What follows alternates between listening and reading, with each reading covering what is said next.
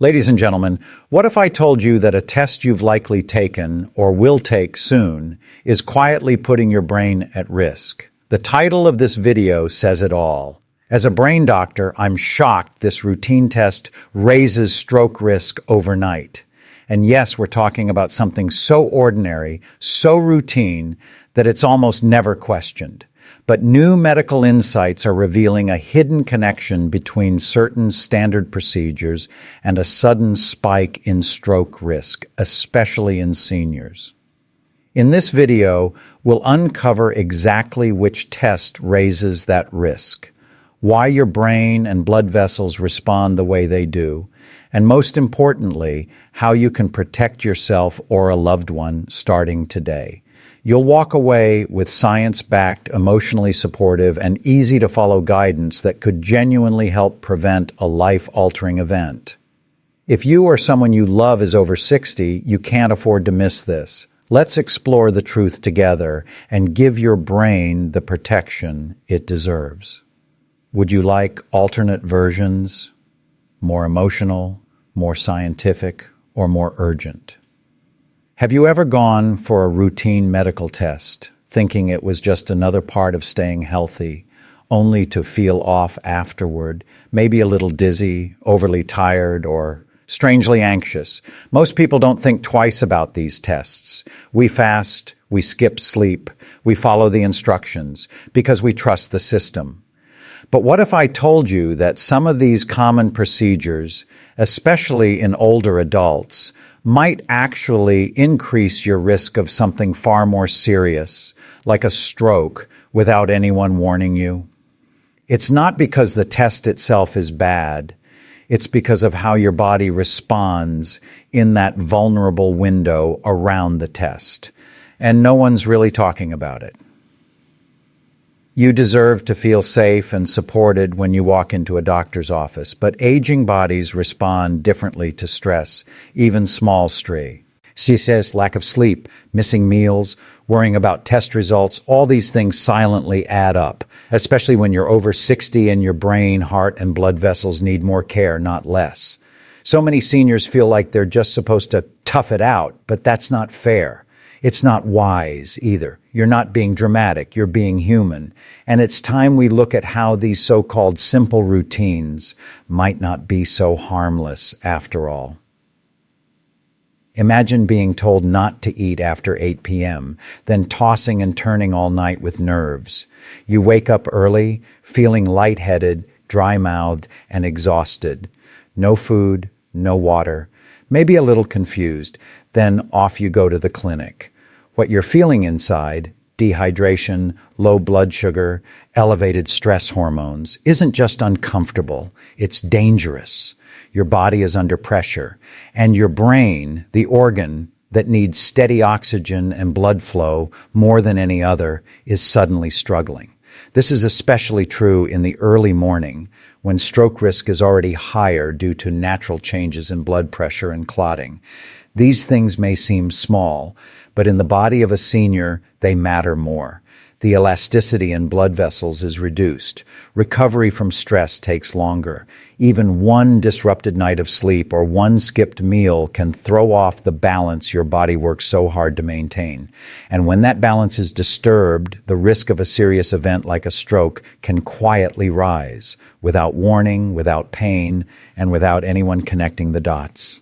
This doesn't mean you should fear medical tests, not at all, but you do deserve to understand how these routines affect you. You deserve to ask questions, to prepare your body better, and to protect your brain every step of the way.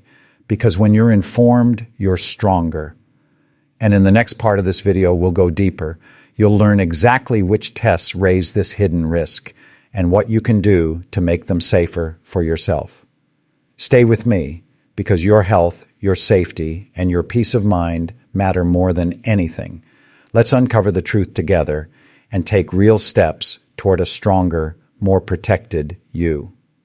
You've already taken the most important step by becoming aware. Awareness is the beginning of protection. Now let's gently explore what's often hidden in plain sight, the types of routine tests that may place more stress on your body than you realize. These aren't rare or unusual procedures. They're common, trusted, often scheduled without a second thought. But for an aging body, they can quietly create the perfect storm when not approached with care. And once you understand them better, you'll feel more empowered to make choices that support your well-being, not challenge it. One of the most frequent examples is the fasting blood test. It's something nearly every senior has been asked to do. Go without food or drink for 8 to 12 hours before a morning blood draw. The idea is to get a clearer picture of cholesterol, blood sugar, or liver function. But here's what often gets overlooked. Fasting overnight can leave you dehydrated, weak, and with low blood sugar, especially if you take medications for diabetes. That combination can spike blood pressure or trigger dizziness, both of which place pressure on your brain's blood vessels. For someone in their 70s or 80s, that small shift can carry big risks, particularly during early morning hours where strokes are most likely to occur. Another often misunderstood test is the sleep-deprived EEG. If your doctor suspects memory issues, minor seizures, or early brain changes, they might ask you to come in after getting very little sleep. But sleep loss is not harmless. It causes inflammation in the blood vessels, reduces your brain's ability to regulate pressure, and raises stress hormones like cortisol. These effects are especially dangerous for older adults whose bodies need more, not less, recovery time. Sleep isn't just rest. It's a vital reset for your heart, your nervous system, and the very blood flow that keeps your brain alive and alert. And then there are the early morning cardiac stress tests. While they're important tools, they're often scheduled at 7 or 8 a.m. before the body has had time to fully stabilize. Combine fasting, poor sleep, and test day anxiety, and your heart is pushed hard at a time it may be least ready. This sudden strain on the cardiovascular system can lead to sharp spikes in blood pressure, irregular rhythms, or other warning signs that go unnoticed. Again, this isn't to say these tests should be feared or avoided. They have a place. But they need to be approached with more respect for the sensitivity of an aging body. What matters most is knowing that you can take back control. You don't have to feel helpless. You have every right to ask your doctor about safer test times, to request alternatives when available, and to make sure your body is fully supported before and after each appointment. In the next part of this video, we'll walk through simple, science-based strategies you can use to protect your brain, support your heart, and stay strong before, during, and after any routine test. Because your safety is worth preparing for. When it comes to your health, preparation is a form of protection. It's the quiet work you do behind the scenes to support your body before it's asked to perform under pressure. Whether you're scheduled for a fasting blood test, a heart screening, or a cognitive evaluation that affects your sleep, the way you prepare can make a real difference in how your body reacts. This is especially true as we age. Our systems become more sensitive to changes in sleep, hydration, and stress. But by giving your body a little more care before the test begins, you can lower the risk of complications and feel more confident walking in. Start by paying attention to hydration. As simple as it sounds, most people, especially seniors, are not drinking enough water. This becomes even more critical before a fasting test or an early appointment. When your body lacks water, your blood becomes thicker, your circulation slows, and your blood pressure rises. These changes affect how your brain receives oxygen and nutrients. By gently increasing your water intake the day before your test, just sipping throughout the day, you give your body what it needs to maintain better balance, even while fasting. What you eat the night before matters too. Choose a meal that includes protein, healthy fats, and slow-digesting carbohydrates like vegetables or whole grains. This combination helps keep your blood sugar stable through the night, reducing the risk of sudden drops in the morning. That stability is essential for clear thinking, steady energy, and balanced blood pressure. Skipping meals or eating only processed foods before a long fast can leave your brain vulnerable and your mood unsettled.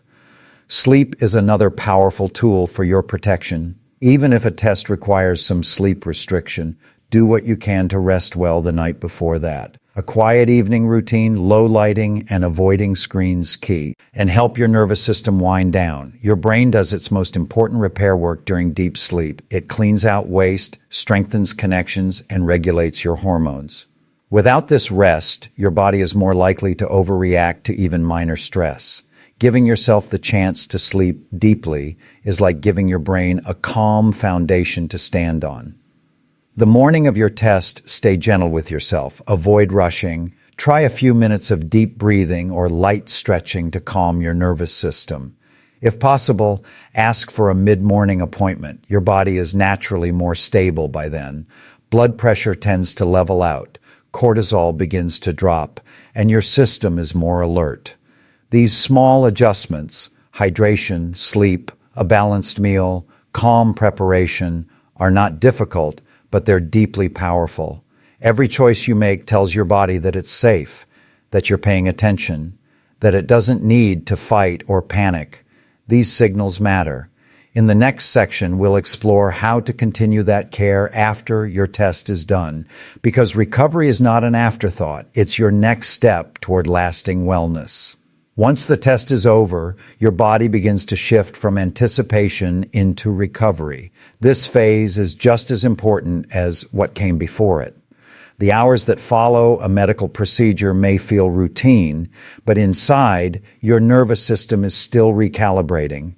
Your heart rate, blood pressure, and hormone levels are finding their way back to normal. And if you've experienced stress, fasting, or poor sleep in the process, your brain may need a little extra care to recover fully. What you do in this window can either support your health or silently strain it further.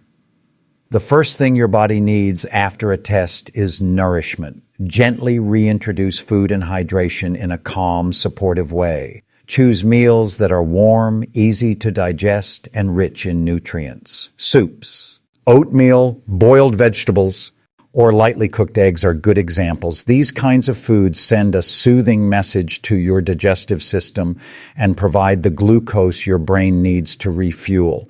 If you've been fasting, avoid heavy or greasy meals right away. Sudden spikes in blood sugar or pressure can leave you feeling lightheaded, foggy, or even unwell. Alongside food, restore your hydration gradually.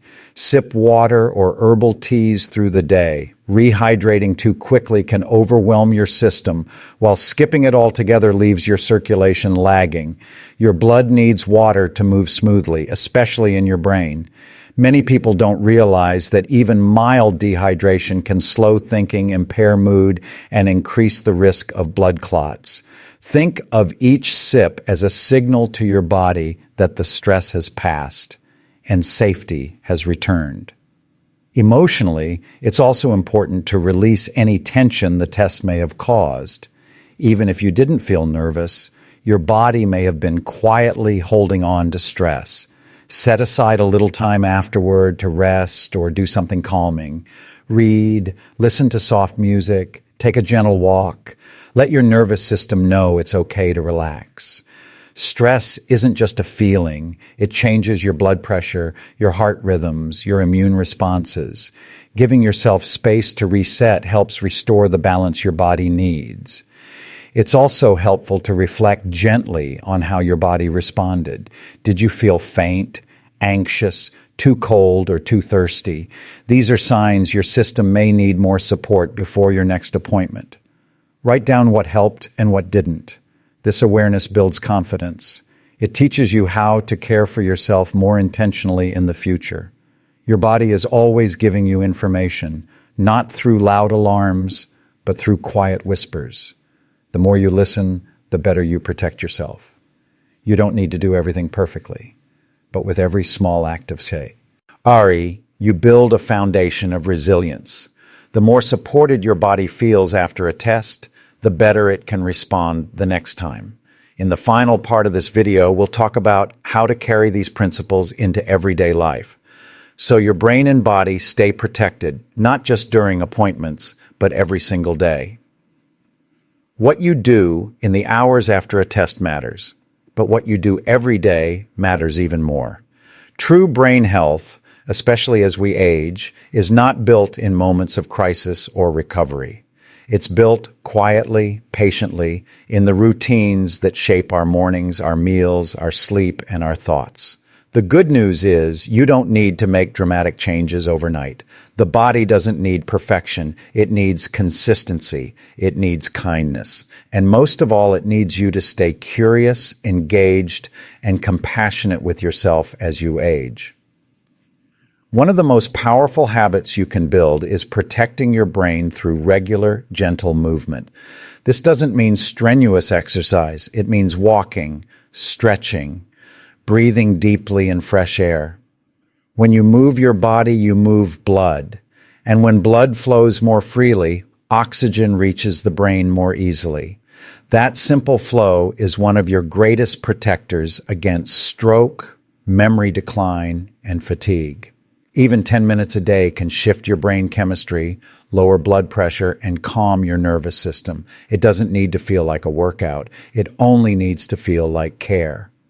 Another quiet but essential form of care is sleep. Not just how many hours you get, but how safe your body feels as it winds down. A regular bedtime, a dark, peaceful space, limited stimulation at night. All of these prepare the brain to enter deeper, healing rest. While you sleep, your brain clears toxins, repairs damaged cells, and resets emotional balance. Many strokes and cardiovascular events occur early in the morning when the body hasn't recovered from poor sleep. Prioritizing deep rest may be the most underrated form of stroke prevention there is. Food is also medicine, but not in the overwhelming way it's often talked about. You don't need a perfect diet. You need balance. You need meals that support stable blood sugar, gentle digestion, and steady energy. Think of food as a signal. Processed high-sugar meals send the message of urgency to your body. Fresh, whole foods send the message of safety. Safety lowers inflammation. It lowers blood pressure, and it keeps your brain clear. You're not on a diet. You're building a relationship with food that supports your brain's best work. Lastly, the way you speak to yourself matters. Your thoughts are not just feelings. They shape your health. When you feel rushed, criticized, or invisible, even by your own inner voice, your body responds with tension. But when you feel respected, when you remind yourself that you're doing your best, your body softens. That softness is healing. That calm becomes protection. Long-term wellness is not about doing more. It's about doing what you already do with more care, more presence, and more love. You've taken in a lot today, and that alone is a gift to your future self. Every small change you make becomes part of your strength. Keep listening to your body. Keep honoring your needs. And know that each moment of care is a quiet victory for your brain, your heart, and your life. There's something deeply powerful about choosing to care for your health, not out of fear, but out of respect for the life you've lived and the life you still have ahead. It's easy to feel overwhelmed by all the advice out there. What to eat, how to sleep, which tests to take or avoid. But underneath all of it is a simple truth. Your body is always trying to protect you. It works every moment of every day to keep you balanced, alert, and alive. When you understand how it works, even just a little better, you can support it in return with small choices that make a lasting difference. One of the most calming realizations is that your brain, even now, has the power to adapt. It's not too late. No matter your age or history, your brain continues to grow new connections, respond to habits, and benefit from care. This is called neuroplasticity. It means that every walk you take, every moment of peace you create, every meal that feeds your body well, all of it sends positive signals to your brain. These signals shape how well you think, how clearly you remember, and how smoothly your body moves through the world. Stroke risk isn't just about genetics. It's deeply connected to how consistently you care for the delicate systems inside you. One of those systems is your vascular network. These are the tiny highways that carry blood, oxygen, and nutrients to every part of your body.